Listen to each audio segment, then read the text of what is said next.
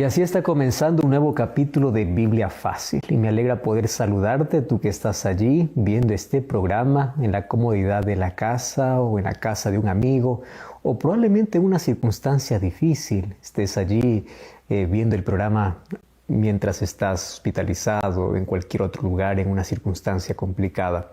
Desde aquí queremos decirte que hay esperanza, que oramos por ti, que Dios pueda colocar paz en tu corazón. Y a través del estudio de la Biblia podamos ser abrazados por las promesas de Dios, podamos ser conducidos, guiados por el Espíritu Santo y así cada día podamos descubrir el plan que Dios tiene para nuestra vida. En esta temporada estamos allí fascinados con el libro de Mateo, tomando algunos capítulos, algunas historias para poder sacar lecciones preciosas para nuestra vida. Bienvenido una vez más. Así comienza Biblia Fácil. Hoy vamos a estudiar un capítulo interesante del libro de Mateo. Se trata del capítulo 18 de Mateo. Vamos a hablar acerca de relaciones interpersonales, siempre complicadas, ¿verdad? Qué difícil es poder mantener una relación saludable, una relación buena con todas las personas.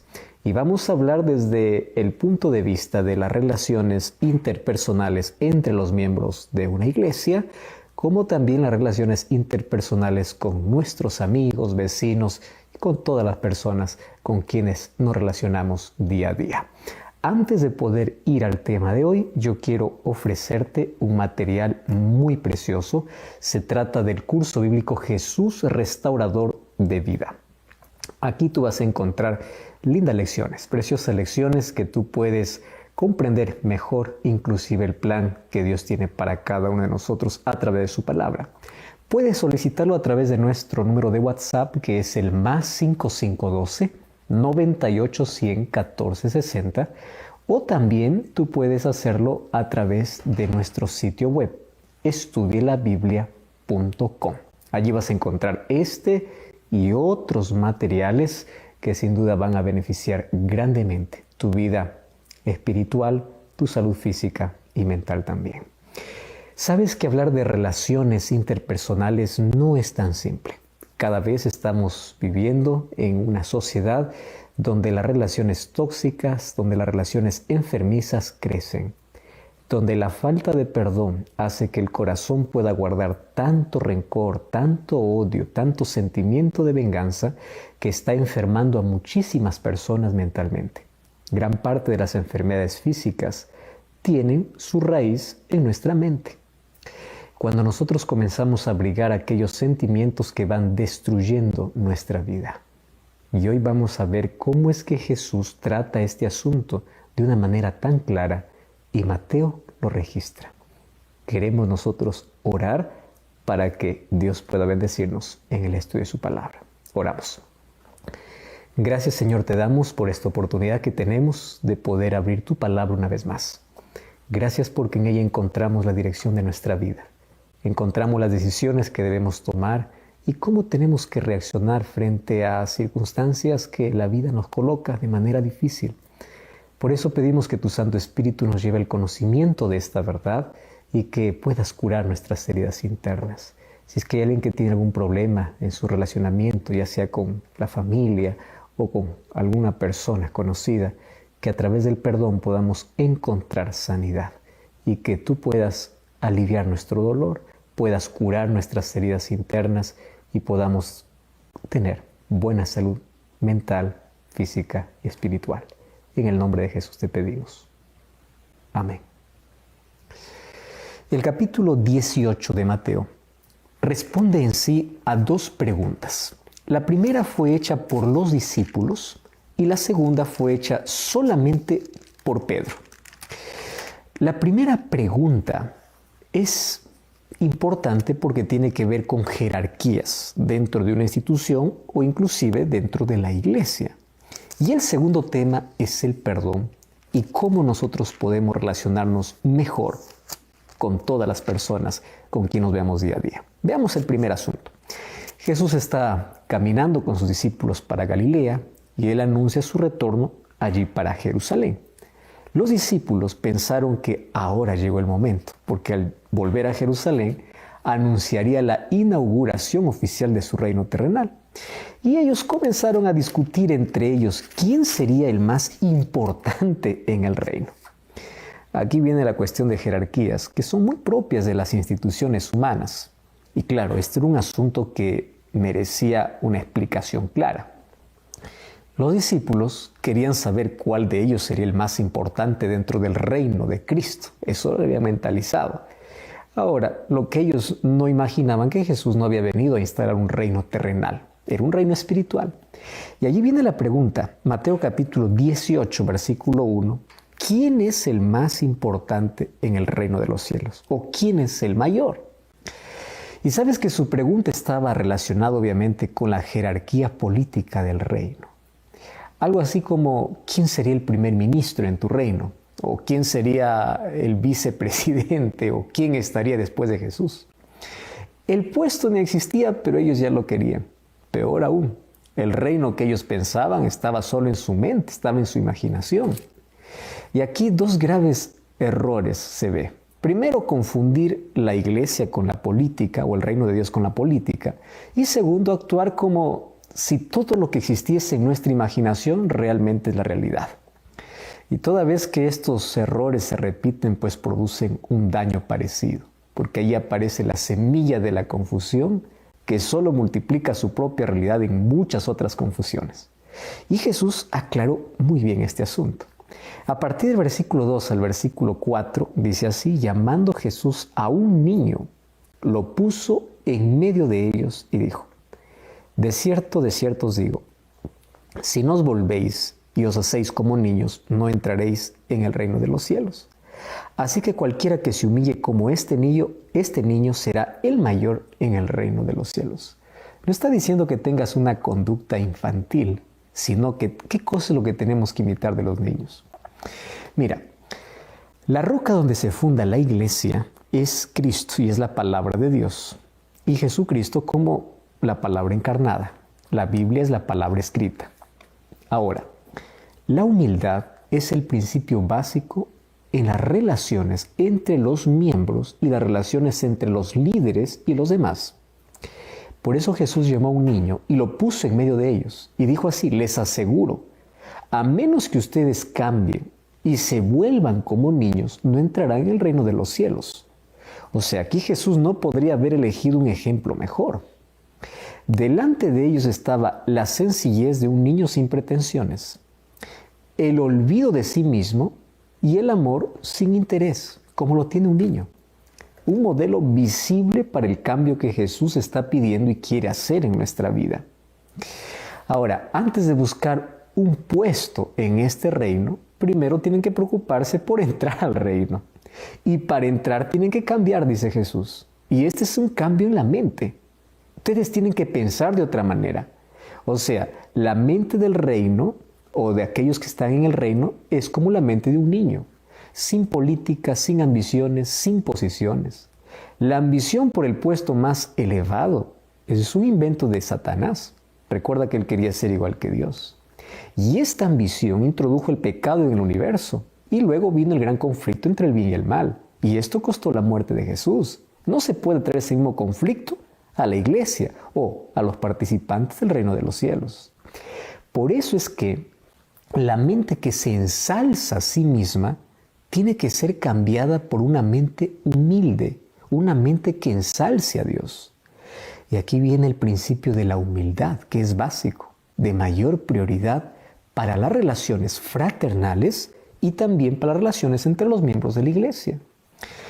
La jerarquía de la humildad no tiene jerarquía de posiciones, tiene simplemente actitudes de servicio. Tiene un espíritu pacífico, tiene relaciones de afecto, tiene la grandeza que se mide solamente con la vara divina, no con las ambiciones de los seres humanos pervertidos por el enemigo de Dios. Ahora, quien se humille como un niño, Jesús dice, este es el mayor. Y en base a esto, Jesús coloca 4 principios. Quiero repasarlo contigo. El primer principio es el principio de aceptación.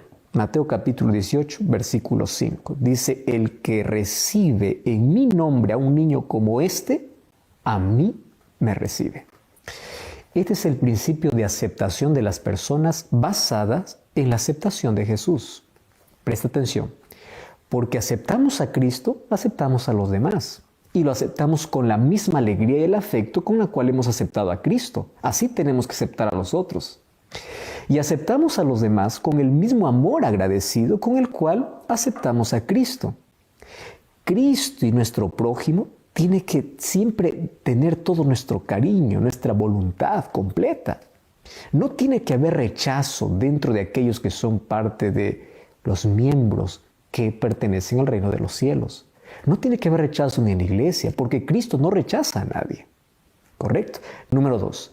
El principio de la mente espiritual. Y viene a partir del versículo 6 al versículo 9. Y dice que a cualquiera que haga tropezar a uno de estos pequeños que creen en mí, mejor le fuera que se colgase el cuello una piedra de molino de asno y que se le hundiese en lo profundo del mar. Ay del mundo por los tropiezos, porque es necesario que vengan tropiezos, pero ay de aquel hombre por quien viene el tropiezo. ¡Wow! Ahora, fíjate, qué interesante aquí la palabra escandalizar. Cuídate de no escandalizar a los más pequeños. A los más pequeños, ni de edad, ni de la sociedad, ni de la iglesia. ¿Qué significa escandalizar? Por supuesto, aquí incluye la capacidad de no producir escándalos, es verdad, pero hay más que eso. Escandalizar tiene otras cosas que tenemos que ver. Primero, empecemos por el sentido más elemental. Significa que no tenemos que inducir a nadie a cometer pecado. Y para esto, pues hay que tener una mente limpia, inocente, como la de un niño. Porque la mente maliciosa es pecadora, maquina el mal, la origina, y obviamente, como la mente de los antediluvianos, eso también contamina a los que están a nuestro alrededor. En cambio, la mente espiritual es pura, es cristalina, inclinada siempre para el bien.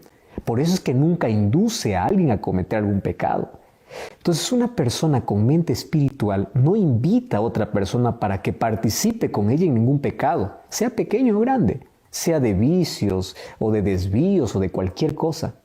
Tú tienes que influenciar solo para el bien. Entonces, una influencia para que la otra persona caiga en pecado es escándalo. Número 2. No escandalizar también significa no inducir a nadie para que abandone su fe. ¿Sabes qué? La fe como creencia doctrinal y como capacidad espiritual para creer está en todos los seres humanos. Nadie en la iglesia, ni miembros ni líderes deben nunca, por palabras o por actos, inducir a otros para que dejen de creer o desprecien las doctrinas bíblicas. Algunos obviamente critican a la iglesia y desprestigian sus doctrinas de forma directa o de manera sutil. Influyen en sí a las mentes más sencillas para que dejen de creer o rechacen alguna doctrina bíblica. Entonces la mente espiritual, para comenzar, no tiene dudas, pero tampoco las crea. ¿Correcto? Porque todas sus creencias están basadas en la Biblia. Ahora, te voy a decir una cosa.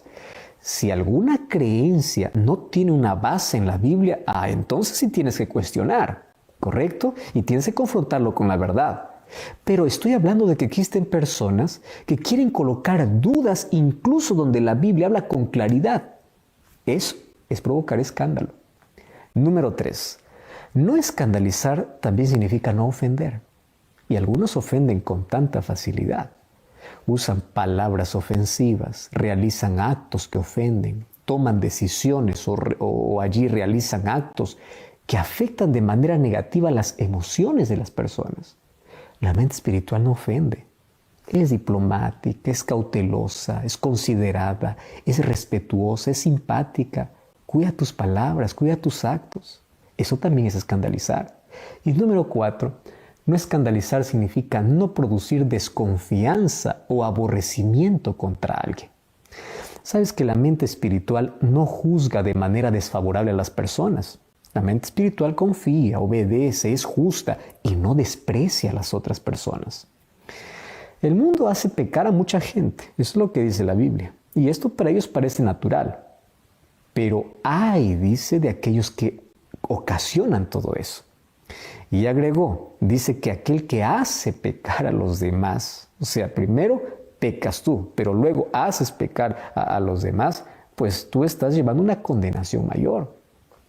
Cualquier cosa que tengas en ti que te arrastre al pecado, échala de ti, dice Jesús. Aunque esto sea tan querido por ti, aunque eso signifique como arrancar una mano, un pie o un ojo, porque es mejor que tú puedas entrar al reino de los cielos sin esto a que lo conserves. Está hablando, aunque esto te cause dolor en la vida, deséchalo. Eso dice el versículo 9. Desecha, apártalo de tu vida. Si te das cuenta, la primera parte del capítulo 18 habla de dos asuntos importantes. La primera, de cómo tiene que ser nuestra actitud. Nuestra actitud tiene que ser limpia, pura. Por eso Jesús tomó el ejemplo de un niño que mantiene la inocencia, que perdona rápido, que no está anhelando posiciones, ni cargos, ni pisoteando a los demás, que cuando se ofenden rápido arreglan las cosas. Esa es la mentalidad que debemos tener. No está diciendo que tú tienes que ser inmaduro como un niño. Está diciendo que te puedas tener el corazón, la mente dispuesta, primero, a aprender, número 2, a perdonar y número 3, a disfrutar. Un niño disfruta de las cosas más simples de la vida. Número 2, Jesús dice, no escandalices a nadie. Y escandalizar no solamente es provocar escándalos, también es arrastrar a otro al pecado, hacer dudar de la fe a alguien. Escandalizar también tiene que ver con aquellas cosas que aparentemente son inofensivas, pero ofenden a la otra persona. ¿Cuántas heridas en la vida se han abierto y solamente Dios las conoce? Por personas queridas, por líderes o por personas que ni siquiera imaginabas. Y hoy tú estás herido. Tu corazón está lleno de amargura porque un líder te falló, porque una persona importante te abandonó, porque no recibiste la ayuda cuando necesites. Dios conoce tu corazón.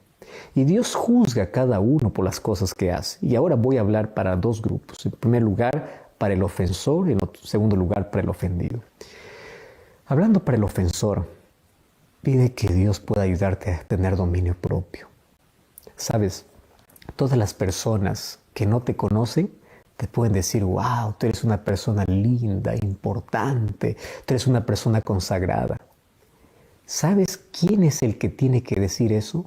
Número 1, tu familia y número 2, la gente que trabaja contigo. Si tu familia te dice, tú eres un hombre de Dios, siéntete feliz porque ellos te conocen. Si la gente que trabaja contigo se inspira en ti, la gente que trabaja contigo dice, wow, esta es una persona realmente que refleja el carácter de Dios. Si la gente que trabaja contigo dice eso, siéntete feliz porque ellos son los que te conocen. Que venga un particular a decirte, eres admirable, eres todo, es porque no te conoce. Y eso me debe llevar a una reflexión. ¿Cómo trato a mi familia? ¿Cómo trato a los que están a mi alrededor? Porque yo conozco incluso dentro del liderazgo de la iglesia, gente que se olvida que es cristiana, gente que maltrata, gente que abusa, gente que porque tiene una posición o un cargo importante, comienza a ofender porque se cree lo más importante. Dios está tomando en cuenta todas estas cosas. Y voy a hablar para el ofendido. Sabes que en la vida siempre vamos a encontrar personas así. Siempre. Y si nosotros no aprendemos a buscar un refugio en Dios, llenamos nuestro corazón de amargura. Comienza a perdonar porque el perdón es el siguiente tema que Jesús va a tratar. El perdón no es un bien que se hace al ofensor. El perdón es un bien que te haces a ti mismo. Porque el rencor lo que hace es envenenarte, quitarte la salud mental y la salud física. Entonces, si tienes tantas heridas, por favor, coloca en las manos de Dios, perdona y pide que Dios te ayude a continuar siendo una persona fiel, leal, obediente, pero sobre todo sin amargura en tu corazón, que eso te daña grandemente en la vida. Jesús aquí nos está enseñando jerarquías y relaciones, bajo un solo principio, humildad. Aquel que es humilde, no importa la posición donde esté, aquel que sabe reconocer sus errores, aquel que sabe tratar bien a los demás, aquel que trata con amor, esa es la verdadera jerarquía dentro del reino de los cielos. No es alguien que se olvida quién es porque se cree más importante. No es alguien que abusa de los demás creyendo que él tiene la última palabra y no está dispuesto a escuchar a nadie. Es alguien que es humilde. Y un humilde es alguien que camina con Cristo. que la mayor marca de tu vida por el cual tú seas conocido sea por el amor que das y por lo humilde que eres. Porque ese es el mayor título, ese es el mayor cargo que tienes que anhelar en la vida. Humildad. Más allá de cualquier función, más allá de cualquier cargo, más allá de cualquier título, que tu mayor título sea la humildad y que tu mayor marca en las demás personas sea el amor que brindas. Porque sólo así viven, dice Jesús, aquellos que son llamados al reino de los cielos. Si es que tu actitud es diferente, habría que reconsiderar mucho y habría que arrepentirse de corazón, pedir perdón a quienes ofendemos y a partir de hoy pedir que Dios pueda ser reflejado en nuestra vida. Eso no termina allí, porque Mateo continúa hablando sobre relaciones interpersonales y luego va a hablar acerca del perdón. Eso veremos.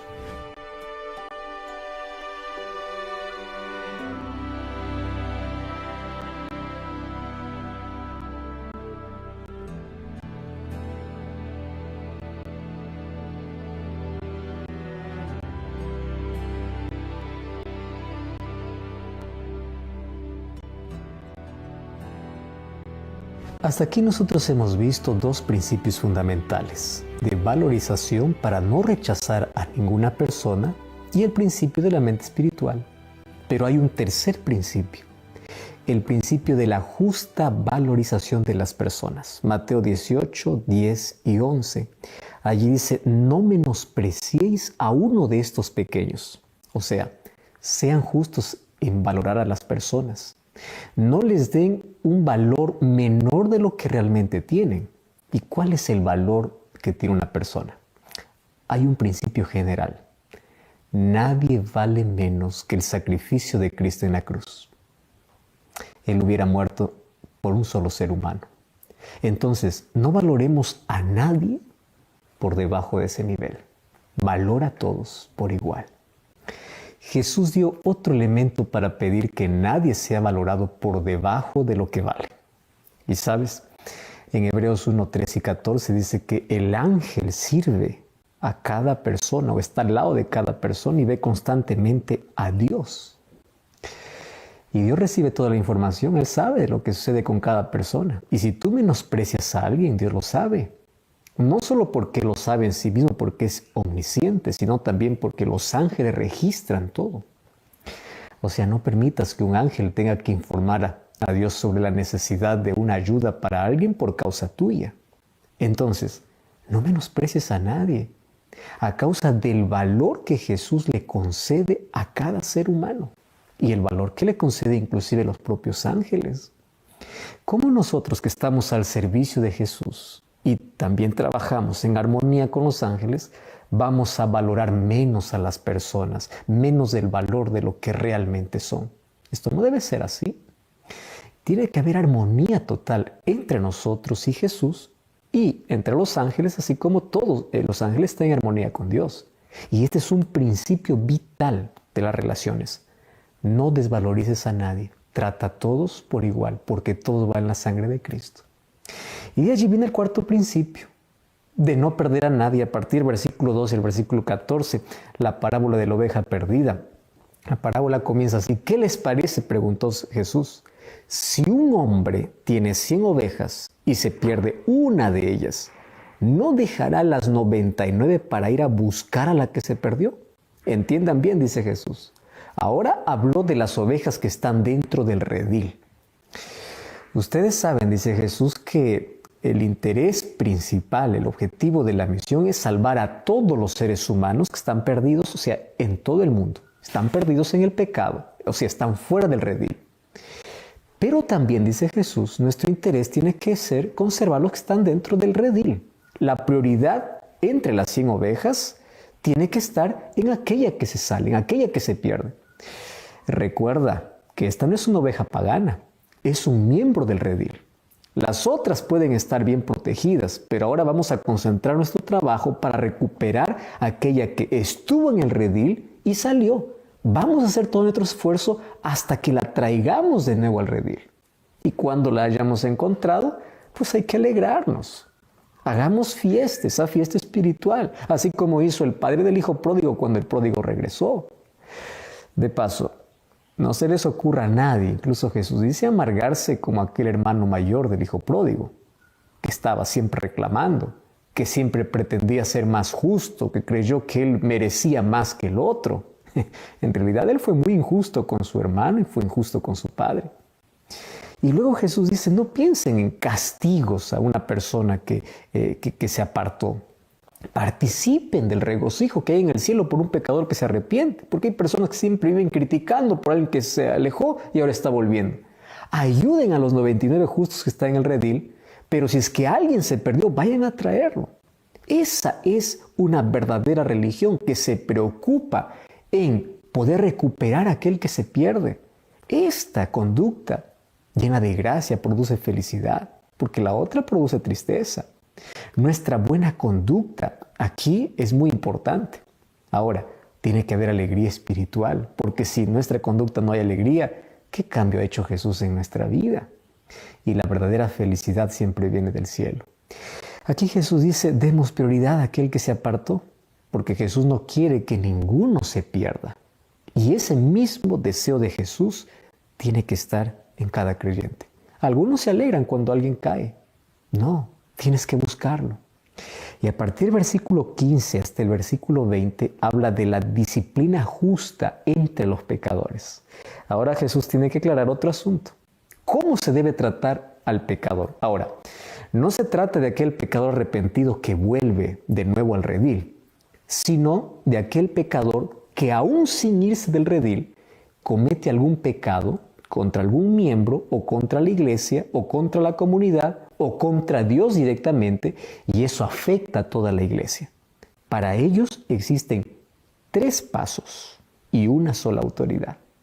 Primer paso se llama uno solo. La persona afectada por la falta cometida debe ir sola, y la conversación tiene que ocurrir en un espíritu de humildad, tratando de decir al otro que cometió una falta. Esa es la forma como el Espíritu Santo nos convence a nosotros. Y imagínate, si el Espíritu Santo no nos convenciera de pecado, no hay arrepentimiento. Pero ¿cómo lo hace? Lo hace con amor. Y ese es el objetivo de nuestra conversación con alguien que falló a Dios o nos falló a nosotros. No es de manera altanera que vas y dices tú eres un pecador o estás publicando por todo lado. No surge un ambiente de acusación. Recuerda cómo Dios nos trata. Isaías 1:18. Venid a mí, aclaremos las cosas. Si tus pecados son como la grana, como la nieve, serán emblanquecidos. Pero hagámoslo solos, tú y yo. Ese es el método que Jesús quiere que nosotros hagamos con quien cae o con quien sabemos que comete una falta o con quien hay pecado o cometió un pecado. No hay acusación. Dios conversa, le ofrece una solución. Así debemos tratar nosotros a las personas que cayeron en pecado, las personas que están actuando mal. ¿Entiendes? Entonces tiene que haber una comunicación, pero esa comunicación tiene que ser con humildad. ¿Por qué con humildad? Porque todos somos pecadores. Y cada miembro del reino de los cielos tiene que conseguir o convencer a la otra persona que está actuando mal. En este ambiente, si el otro se arrepiente, reconoce, pues vuelve el gozo espiritual. Ahí se terminó el problema. Yo no estoy más divulgando por ningún lado. ¿Entendiste bien? O sea, si tú sabes del pecado de alguien, o alguien te ofendió, o sabes que alguien está actuando mal, anda solo, habla en secreto con él. No estés divulgando por redes sociales, no estés acusando delante de las personas. Eso hace el diablo. El primer paso es anda y habla en privado. Y habla con humildad, porque tú no eres perfecto.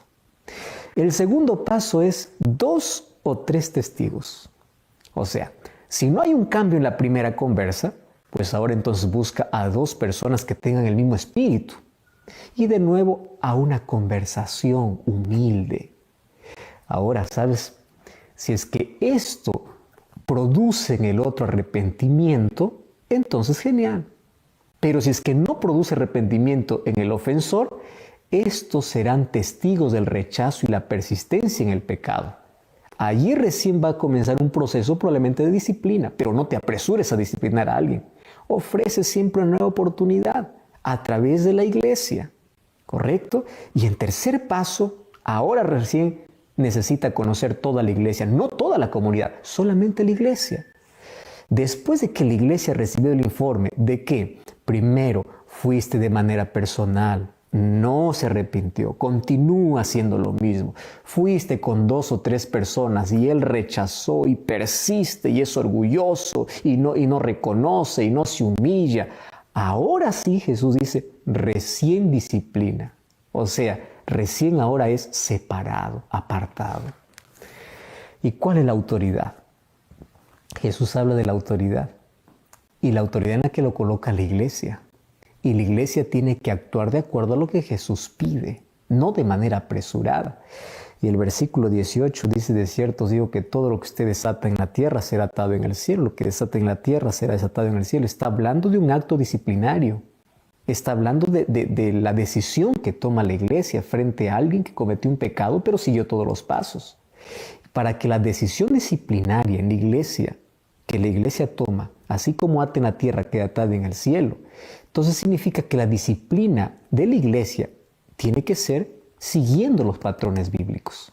Y esto se logra cuando hay una unidad completa entre la iglesia y Cristo, que se revela a través de la oración y a través de su palabra. Por eso que la disciplina en la iglesia tiene que ser una actividad espiritual, regida por principios divinos, nunca por procedimientos políticos o intereses de grupos o motivaciones egoístas. Tiene que ser dirigida por el Espíritu Santo. Tiene que ser identificada con Cristo. Así será una autoridad espiritualmente respetable y hay que respetar esas decisiones. Y esto nos lleva nuevamente a la pregunta inicial que hicieron los discípulos. ¿Quién es el más importante en el reino de los cielos o en la iglesia? La respuesta es simple: Cristo. Él es. Y lo que Él nos pide, cómo tenemos que actuar, eso es lo que tenemos que hacer. No existe un ser humano que pueda o que quiera sobresalir o porque tiene un cargo, una función, comience a pisotear a los demás. Tiene que someterse al más importante del reino, que es Cristo. Ahora, si te das cuenta, bajo estos 4 principios entendemos lecciones preciosísimas que tienen que ver la manera como nos relacionamos con nuestro prójimo y cómo la iglesia comienza a tratar a una persona. Y cuando hablo de iglesia también estoy hablando de individuos. Y mira cómo la Biblia nos enseña a tratar ciertas cosas. Hay personas que cuando se sienten ofendidas por alguien, comienzan a divulgar rápidamente, sin ni siquiera hablar con la persona que le ofendió. Hay otras personas que solamente están buscando defectos para criticar. Hay personas inclusive que están colocando veneno, viendo detalles simples para poder menospreciar a la iglesia o menospreciar a una persona. ¿Cómo crees que se siente la otra persona cuando tú lo menosprecias, cuando tú lo difamas? ¿Cómo crees que se siente la otra persona cuando tú publicas para todos de que él es un pagano, que él es un impío, de que él no adora a Dios? ¿Quién eres tú para colocarte como juez? ¿Estás entendiendo que si tú ves que hay alguien que está desviándose, alguien que está equivocado, alguien que cometió una falta, habla con él? Para eso existe la privacidad, para no romper la unidad. Porque si tú simplemente te colocas como acusador, te estás colocando de parte de Satanás. Porque Satanás es el único que acusa, es el único que difama. Por eso es que nosotros tenemos que ser cautelosos. ¿Alguien te dijo algo de alguien? No reacciones de manera apresurada. Primero tienes que tener la seguridad de que esa información es correcta. Número 2, ¿sabes de alguien que está cometiendo un pecado o alguien te ofendió? Habla con él, conversa con él. Si esa persona se arrepiente, se humilla, ahí se acabó todo. No estés divulgando, no estés difamando, no estés creando otras cosas que van a dañar la imagen de la persona. Trata a las personas como Cristo te trata. Y para ello necesitamos tener el carácter de Cristo. Mateo nos muestra cómo Jesús trata de colocar en nuestra mente la manera como debemos relacionarnos con los demás. ¿Cómo te gustaría ser tratado si tú caes? ¿Cómo te gustaría ser tratado si tú pecas? ¿Cómo te gustaría ser tratado si tú en algún momento te equivocas? Así trata a los demás. Así trata a aquel que cayó. De esa manera debes tratar a aquel que se desvió del camino. Debemos controlar nuestras emociones y debemos permitir que el Espíritu Santo guíe nuestras decisiones. A través del capítulo 18 ya descubrimos cómo debemos valorar a las personas. Nadie debe ser valorada menos de lo que vale y todos valemos la sangre de Jesús. ¿Cómo deben ser tratadas las personas? Aquellas que caen, aquellas que fallan, aquellas que se equivocan. Si seguimos estos principios bajo el mismo espíritu que Cristo quiere que tengamos, las cosas serán mejor. Esa es la manera como Cristo quiere ser reflejado en la vida de todos aquellos que son llamados a formar parte de su reino. La pregunta es, ¿de qué manera estás tratando a los demás? ¿De qué manera los valoras? ¿De qué manera tratas al caído? ¿De qué manera corriges? ¿Lo haces públicamente o personalmente? ¿De qué manera disciplinas? Que estos principios puedan regir nuestra vida, que nos ayudarán cada día a reflejar mejor el carácter de Cristo. Y luego Mateo nos habla sobre la segunda pregunta que ahora hace Pedro: ¿cuántas veces debo perdonar? Eso es lo que tenemos que ver ahora.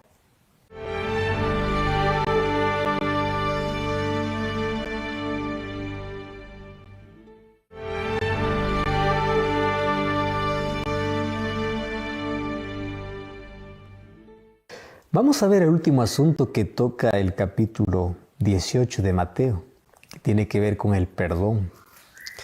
Como Jesús habló acerca del proceso disciplinario, que obviamente deja abierta la posibilidad de perdonar, ahora Pedro es quien hace la segunda pregunta.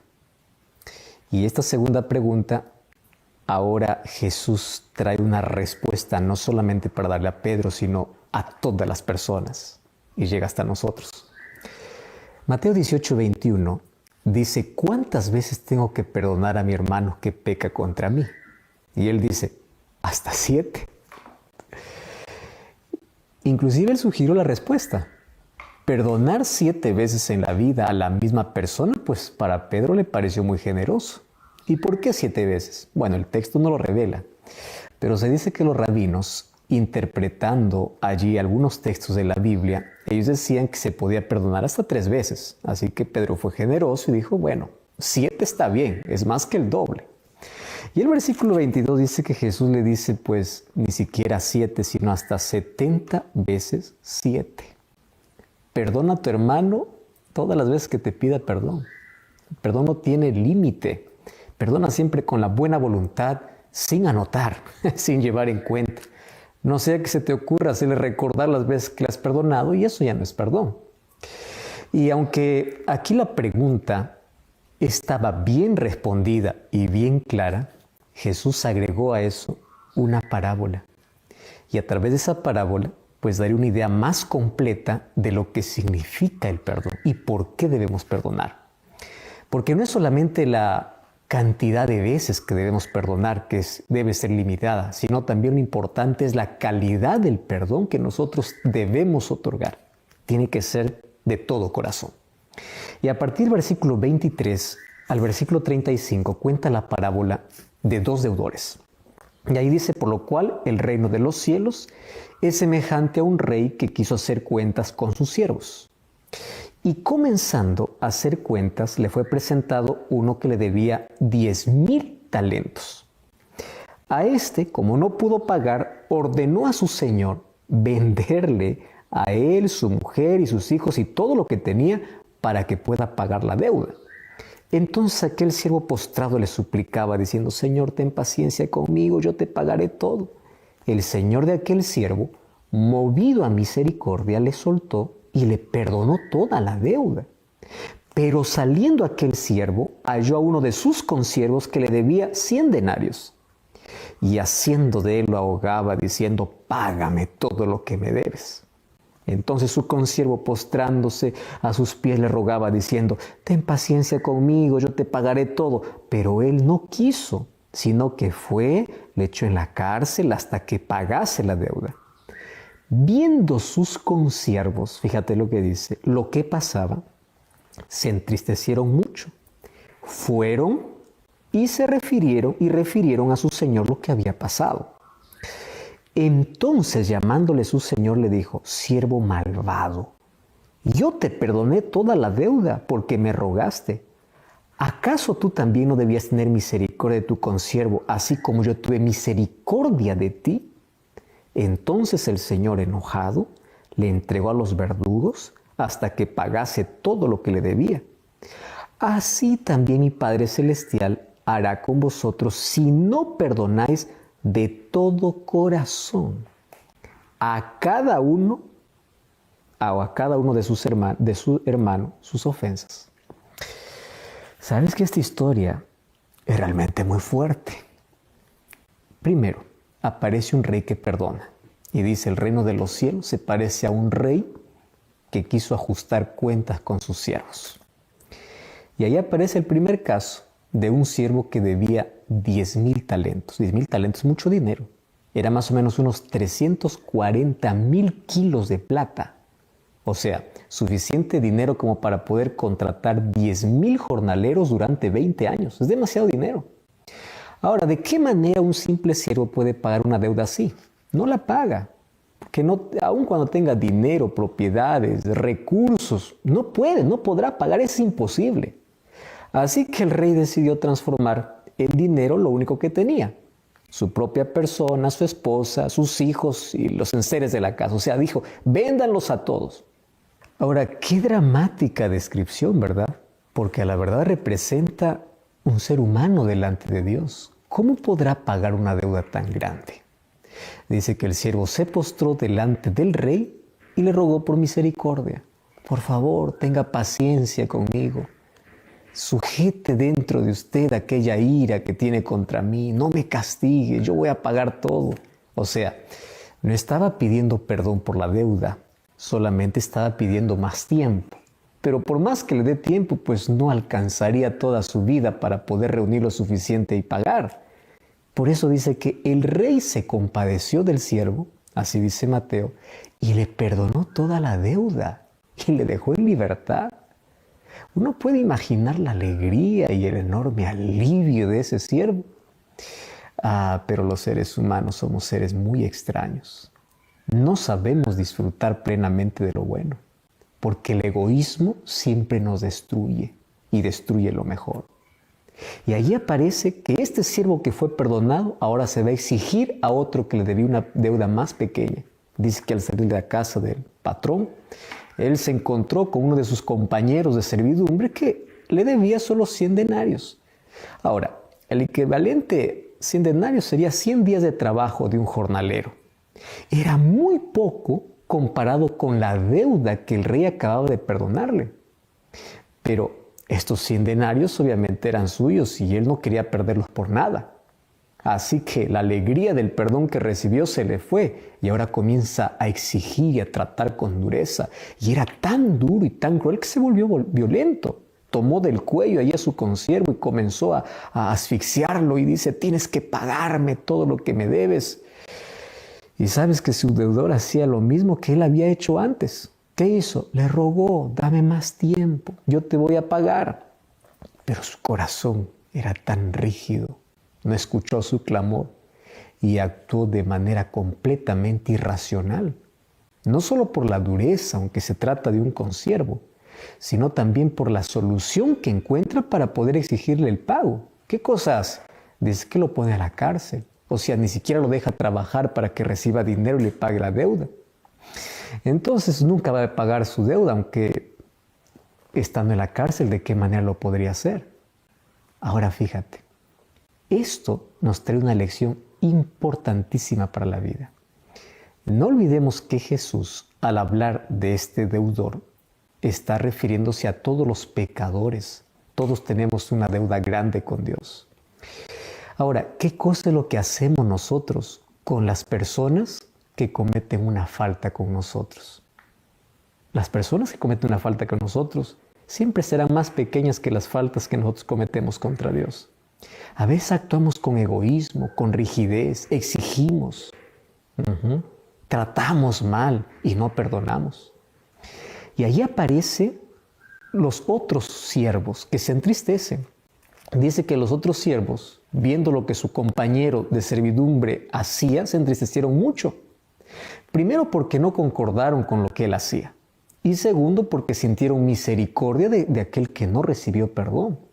Fíjate, ¿qué puede hacer un cristiano cuando ve que uno de sus hermanos es demasiado rígido, es demasiado duro, inclusive trata mal a los demás y si alguien le ofende, pues no perdona? ¿Por qué? Porque a veces quiere tratarse o él mismo se quiere tratar como un superhéroe que sale para vengarse o para vengar a sus víctimas, ya sea con acción o palabras. No se puede condenar así a las personas, no se puede tener un corazón así de duro, no se puede exigir inclusive a las otras personas que puedan resolver las cosas de otra manera. Tenemos que tratar como Dios nos trata y tenemos que perdonar como Dios nos perdona. El problema es la dureza de nuestro corazón. Sabes que los otros siervos de la parábola no hicieron nada de eso. Solamente hicieron su parte de poder comunicar al rey lo que estaba pasando, porque solo el rey podía intervenir. Y ahora sí, intervino el rey. ¿Qué cosa hizo? Trató al siervo que ya había sido perdonado nuevamente como deudor. Ese siervo perdió el perdón del rey por no haber perdonado a su consiervo. Y Jesús aquí estaba enseñándonos una lección. Lo que nos enseñó en la oración del Padre Nuestro. Perdona nuestras deudas como nosotros perdonamos a quienes nos ofenden. Sabes que el perdón que otorgamos es la medida del perdón que recibimos. Si no perdonamos las faltas de alguien que nos ofende, ¿cómo yo voy a pedir perdón a Dios cuando le ofendo con mis pecados y mis faltas son mayores? Y Jesús aquí concluye su discurso diciendo que de la misma forma que el rey trató a ese siervo deudor, tratará el Padre a aquellos que no aprenden a perdonar de corazón a su hermano. O aquellos que perdonan simplemente de palabra, mas no de corazón. Hablar del asunto del perdón probablemente puede llenar de tanta amargura a más de una persona. Porque puede ser que te han herido tanto. Y hay personas a quien tú consideras que no merecen el perdón. Y te voy a decir que el perdón no es merecido. Nadie merece, ni siquiera nosotros merecemos ser perdonados por Dios. Pero por tu bien, perdona. Sabes que el perdón es un puente que no podemos quebrar. Porque por ese mismo puente tenemos que cruzar. Así como nos ofenden, ofendemos. Y si queremos recibir el perdón de Dios, necesitamos también aprender a perdonar a quienes nos ofenden. No importa cuántas heridas hay allí, probablemente fuiste maltratado, abusado. Toma el remedio del perdón, porque recuerda que el perdón no es beneficiar al ofensor. El perdón es la medicina para curar tus heridas. Es aceptar que un hecho ya sucedió, que no puede remediarse, ya aconteció. Cuando yo perdono, yo me libero del rencor, del odio, de esa cárcel que me aprisiona. Yo me hago libre porque Cristo me perdonó, entonces yo también voy a perdonar a los demás. Toma en este momento el teléfono, perdona a aquel que te ofendió o pide perdón. Sabes que de esa manera podemos tener mejores relaciones entre nosotros y podemos tener siempre el perdón de Dios. El capítulo 18 de Mateo es un capítulo que debemos leer una y varias veces. Nos enseña cómo relacionarnos mejor, cómo tratar a las personas, cómo valorizarlas y cómo perdonarlas. Probablemente a través de este capítulo Jesús quiera transformar nuestro carácter, curar nuestras heridas y enseñarnos que así como Él nos trata, necesitamos tratar a los demás. Hoy queremos orar para que en primer lugar Cristo pueda sanar nuestras heridas internas, pero también que nos dé su amor para tratar a los demás como Él nos trata a nosotros. Oremos. Gracias, Señor, por tu palabra. Que tu Santo Espíritu hoy pueda sanar las heridas que están escondidas en nuestra vida, ya sea porque alguien nos maltrató, alguien abusó, Alguien hizo cosas que abrieron heridas tan profundas que nos es difícil perdonar. Enséñanos a perdonar, así como tú nos perdonas siempre. Enséñanos a tratar y valorizar a las personas porque todas valemos tu sangre. Enséñanos a tener buenas relaciones interpersonales que sea el resultado de una buena relación que tenemos contigo. Colocamos nuestra vida en tus manos, en el nombre de Jesús. Amén. Que Dios te bendiga y te guarde. Gracias por acompañarnos en un nuevo capítulo de Biblia Fácil. Te espero, como siempre, en el próximo programa con Biblia en mano, junto a toda la familia o solo, no importa. Pero te espero aquí para seguir aprendiendo sobre ese maravilloso Jesús. Hasta la próxima.